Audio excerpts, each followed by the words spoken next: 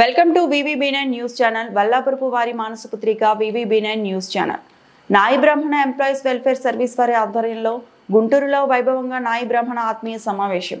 నాయి బ్రాహ్మణుల సంఘాలు ఎవరికి వారు నేనే అనే భావనను వీడి మనందరం ఒక్కటే అన్న నినాదంతో కలిసికట్టుగా కృషితో అభివృద్ధి పదం వైపు నడవాలని న్యూస్ సత్కార గ్రహీతలు ఫోరెన్స్ నైటింగేల్ అవార్డు గ్రహీత డాక్టర్ ఓలేటి శుభపతి మరియు CID విభాగం SP డాక్టర్ KV శ్రీనివాసరావు మరో ముఖ్య అతిథి IPS KV మోహన్ రావులు కోరారు. ఇటీవల గుంటూరు జిల్లా పరిషత్ సమావేశ మందిరంలో నాయి బ్రాహ్మణుల ఎంప్లాయీస్ వెల్ఫేర్ సర్వీస్ ఆధ్వర్యంలో శుభపతి KV శ్రీనివాసరావు IPS తో పాటు పలువురిని సత్కరించారు.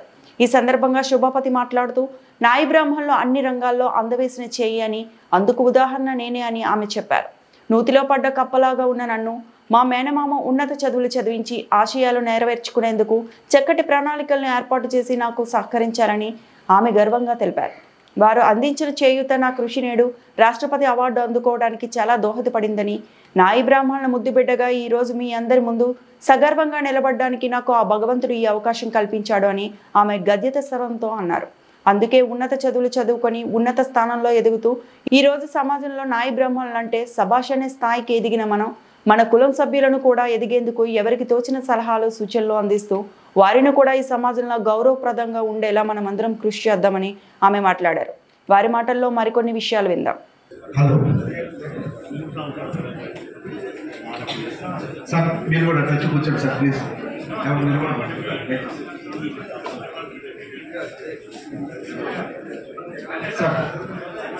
నిలబడ్డాను అంటే ముందుగా నా తల్లిదండ్రులకు నేను నమస్కరిస్తున్నాను. ఆ తర్వాత నా తల్లిదండ్రులు నాకు జన్మనిస్తే జీవితాన్ని ఇచ్చింది మా అక్కయ్య, మా మేనమామ. అంటే వాళ్ళకి మా అక్కకి మ్యారేజ్ అయ్యేటప్పటికి నేను 6th క్లాస్. చక్కటి బొమ్మలతో ఆడుకునేదాన్ని, చదువు కలిగి అయ్యేదాన్ని కాదు. అటువంటిది ఎవరైనా మామూలుగా ఏకాహారం చేస్తుంటే ఆ రాముడు సీతను తీసుకొచ్చి వాళ్ళిద్దరికి నేను పెళ్లి చేస్తూ ఉండేదాన్ని. అటువంటిది ఆటల రందిలో 7th డుమ్మా కొట్టాను. ఇంకా అప్పుడు మళ్ళీ మా మామయ్య గారు తీసుకొని వెళ్ళి, ఒకసారి మామయ్య గారు లేవండి ప్లీజ్, లేవండి, స్కూల్ హెచ్ఎంగా చేశారు, అక్క ప్లీజ్ కుదిలే చూడమని. చక్కటి గాత్రం కలిగింది. ఎటువంటి గాత్రం అంటే మా నాన్నగారు మంచి సంగీతం. ఖర్సాల్ గారి టైంలో మా నాన్నగారిని ఇంటికి వచ్చి రోజు బ్రతిలాడే అట్లా వారం రోజులు. అప్పుడు తాతయ్య గారి వాళ్ళు వెనకటి వాళ్ళ మనస్తత్వాలు కాబట్టి సినీ వాళ్ళు మోసం చేస్తారు, మీరు వెళ్ళొద్దు అని నాన్నగారిని ఆపేశారట. నాన్నగారు మొన్న లాస్ట్ ఇయర్ August 3rd కాలం చేశారు. అప్పటి వరకు కూడా అది చెప్తూ వచ్చేవాళ్ళు. ప్రైవేట్గా ఎగ్జామ్స్ రాసి నేను డిగ్రీ కంప్లీట్ చేసేసాను. తర్వాత వెంటనే నాకు జాబ్ వచ్చిందండి. మరి ఆ job health assistant Nadendla BHC Chandavaram అనే సబ్ సెంటర్లో. అక్కడ స్టార్ట్ అయినటువంటి నా journey Kurnool regional training centre medical and health అంటే కడప, కర్నూలు, అనంతపురం, చిత్తూరు 4 జిల్లాలు కవర్ చేస్తూ అక్కడ మెడికల్ ఆఫీసర్స్ దగ్గర నుంచి స్టాఫ్. ఇక్కడ నాదెండ్లో 12 years, నకిరికల్లో 12 years, తర్వాత నెల్లూరు ఫస్ట్ ప్రెసిడెంట్ 7 years, అక్కడి నుంచి శ్రీకాకుళం 4 years, అక్కడి నుంచి కర్నూలు 3 years, అక్కడ రిటైర్ అయ్యానండి. మరి గుంటూరు జిల్లాలో ఉన్నప్పుడు ఒక్కొక్క పోస్ట్లో అధికారులు నాకు 2-3 ఇన్ఛార్జీలు అప్పచెప్పారు.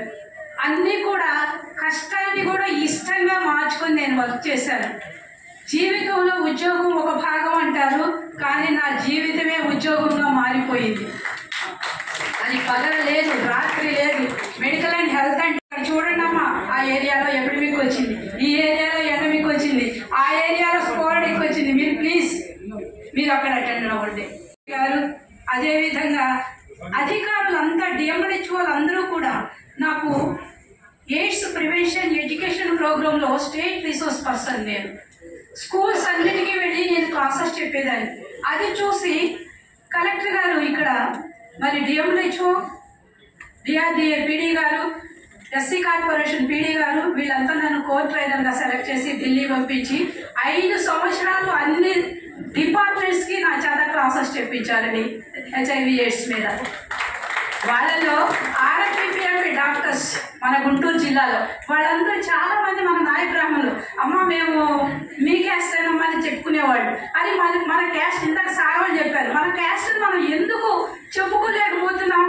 మనిషికి 2 కళ్ళండి.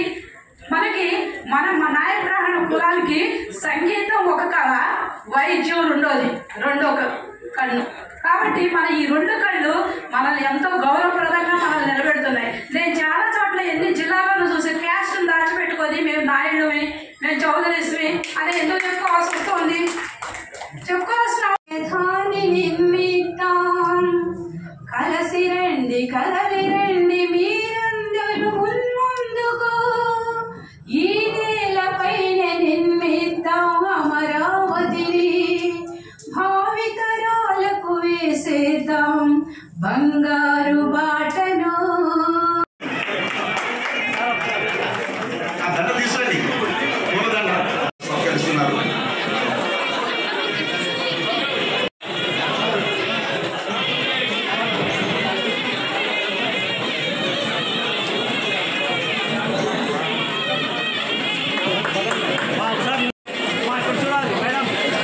పంతొమ్మిది